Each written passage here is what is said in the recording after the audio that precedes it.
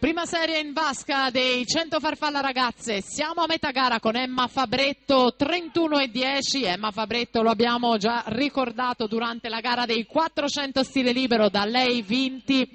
Ha vinto 2 medaglie di bronzo nei 400 e negli 800 stile libero ai campionati italiani giovanili di Riccione. Seconda posizione a metà gara Giulia Pretri, poi la Santini. In acqua anche la Castiglioni in 2, campionessa italiana giovanile dei 100 rana. È proprio la Castiglioni che risale, Fabretto ancora avanti. 1:07,36 il tempo da battere. Emma Fabretto fa meglio, 1:06,33 a soli 4 centesimi Arianna Castiglioni.